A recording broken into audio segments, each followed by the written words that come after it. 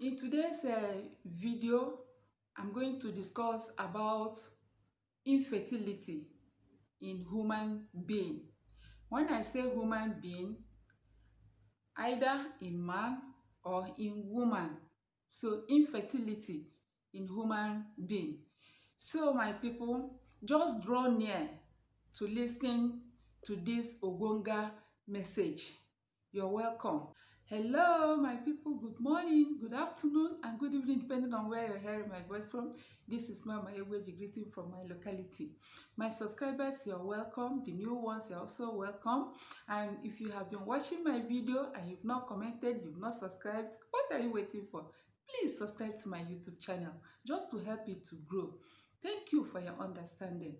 Thank you. You're welcome. So my people, infertility has caused so much problem in many homes, in many families, which there are some I am a living witness. I have seen. And when it happens, most families don't know how to deal with it. And in some homes anyway, there are maybe some understanding, while in many homes, there's nothing like understanding. And the problem is being pushed to just a particular person. And who is that person? In most cases, the problem is being pushed to the woman of the house. That's the wife now, which is not good. You watching me now, if you're affected, if you are one of the people that this kind of problem, you have it, please think twice. Look for a way to help yourself. Don't blame your spouse. Don't blame your husband, and don't blame your wife too. This is a problem that the couples should take together, think about it, and then settle together. Now, there used to be a family I know. I say a family I know in a particular church that I go to. In fact, in my country, in Nigeria. The man got married to a woman of his choice, and along the line, every family accepted that woman. But 2 years, 3 years, 4 years, no issue, no child. And then the man's family started accusing the woman of being the problem to the infertility and all what may. In fact, the woman, the mother-in-law now went to get some herbal medicines for the woman. She kept taking it, hoping that one day it will be okay. Her friends too will go to get some herbs for her to take. And in fact, she never rejected any, because all her mind was just for her to conceive, not knowing that the problem was far from her. So as she kept on praying to God, hoping that one day she will conceive.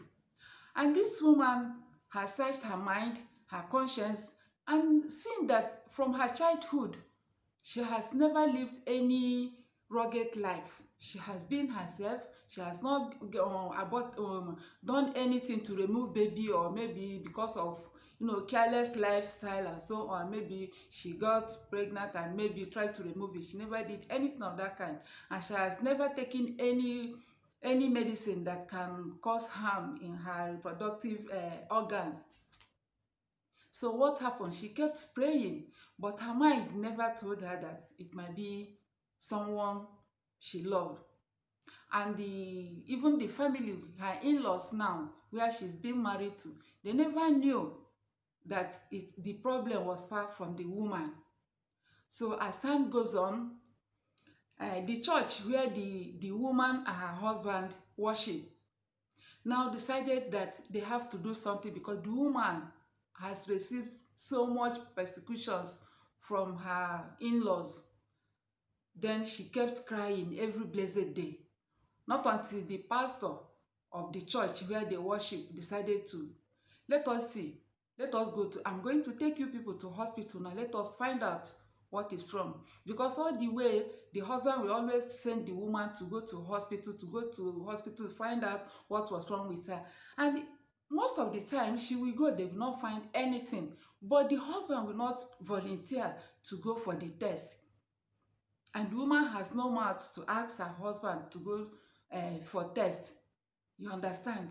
So now the church, now the pastor decided to take both of them to hospital to find out what was wrong. And now the husband could not resist it, so they went to hospital.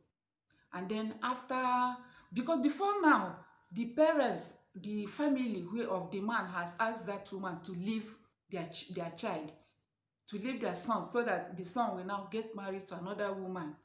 That was when the pastor of the church now said, let me go and find out what is actually wrong before any other thing.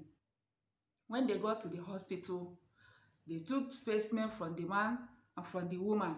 Behold, when the result came out, it was the other way around. It was the man that had the infertility and not the woman. The man now hugged the wife and said, I'm sorry.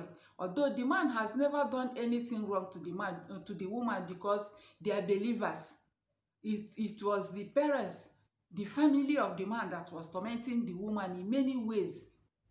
So on a Sunday, when the result was out, the man now took the wife to his hometown to tell his parents the outcome of the test. When he got home, and the woman, the parents said, the family of the boy said, the man said, this woman, are you still with our son? Won't you leave our son alone? The son said, please, my people, keep calm. Be calm. Let us see. I've come to see you people. Then he summoned them for a meeting. There, he now told them that, please, leave this woman alone. The fault is not her own, it's not her fault. It's me, that I'm infertile. I can't pregnant any woman. And then the people now, they were cold. You know, they could not utter a word. You understand? Because the man is a believer. What of those that don't have that hope, those that are not believers, that cannot wait upon the Lord? What of those, such families, that even as the woman keeps taking drugs, keep going from one hospital to the other, their husbands will not go, will not even volunteer for one day to go with them? Meanwhile, maybe the fault is not that of the woman. In my place, when a woman marries and she does not give birth to children, people always blame her, that the fault is from her, not knowing that it can also happen to a man. I have another story again.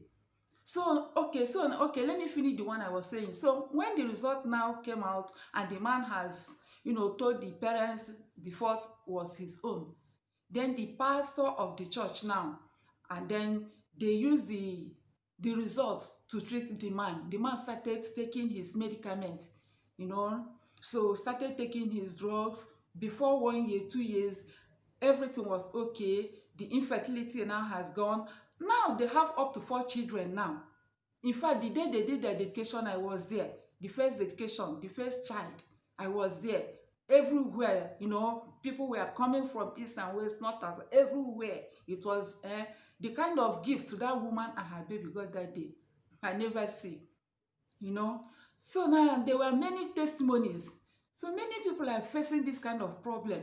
You, as a woman, you have no more to tell your husband, my husband, let us go to test together.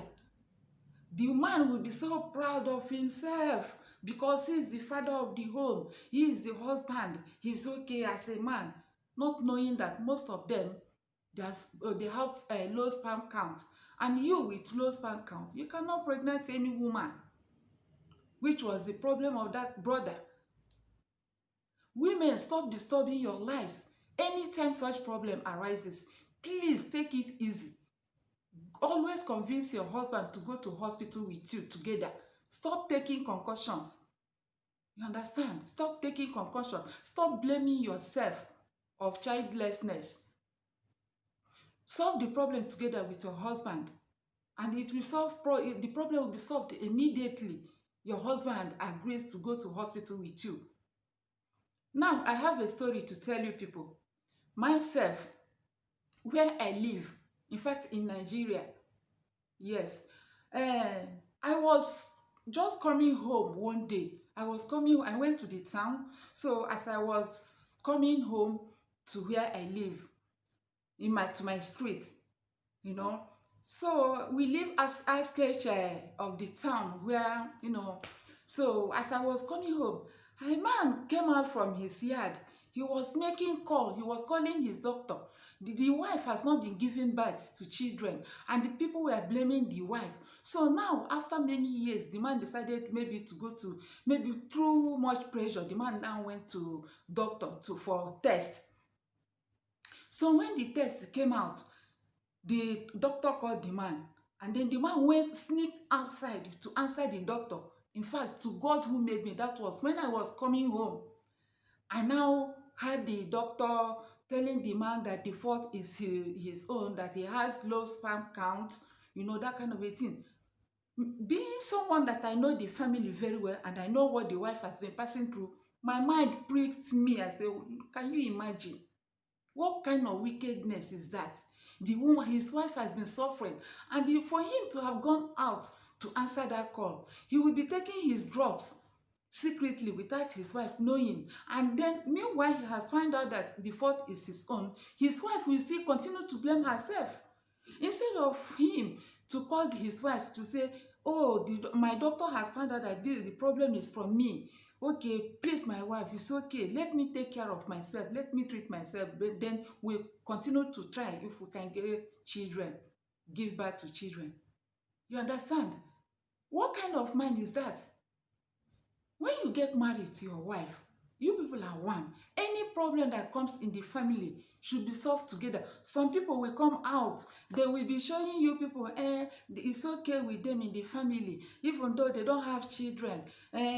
Or my husband is this, my husband, but inside she is suffering. Inside she's suffering because the husband has not gone to present himself to doctors to take care of him or to check him. But the wife will be outside covering the husband. Meanwhile, you're covering your husband, you're killing yourself. The earlier you talk to him, you talk to him, discuss with him to go to hospital together, the better for you people. And for those of you out there blaming women about infertility, please stop it. Nobody comes to the world to know that he or she will give birth to children. You got married before you start to try if you can have children. So if it happens that you cannot give birth to children, will you kill yourself? No, you can't. You have to try the best you can to see whatever that is wrong with you. Then if you find out, you try to correct it. But if eventually you tried and there's nothing is working, then you look for someone. If you have sisters and brothers or your family members that have children, take one or two of them, train them. They will call you mother. Take care of them and they will never forget you in life.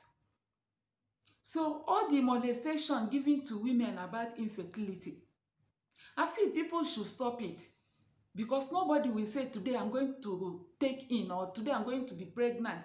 It is just by the grace of God. All pregnancy happens just like that, even when you less expected it. I don't know if any of you knows today that you're going to carry belle. No, nobody. So if eventually you marry and it's not coming, don't kill yourself. Try as much as you can to go and seek for medical help. You and your husband, don't go alone. Never you go alone, because in most cases the problem comes from men. So I hope this topic now makes sense to you people, because many people have been suffering. Inside them, they've been suffering and they don't know who to run to. They keep crying. Please do not cry. Clean your eyes. Clean your eyes. Look unto God and then seek medical help. Stop taking concussions. Those concussions you're taking can even destroy your womb, can even destroy your life, can even kill you. You understand? Go medically. Your problem must be solved. If it is from you, it must be solved. If it is from your husband, it must be solved. Even if eventually you tried and nothing is done, don't kill yourself. God has purpose for every human being. There's almost a purpose for you from God. So please lean on God. He will never disappoint you. Men, please help your women. Don't always claim oga of the house. And when it happens, always volunteer to go to hospital to seek for the solution with your wife. Don't ask your wife to go. Some will say ask their wife to go. After all, it is your fault. How do you know that? How do you know it's the fault of your wife and not yours? How do you know? Are you kidding me? It can happen to man, it can happen to woman. So my people, let us say something.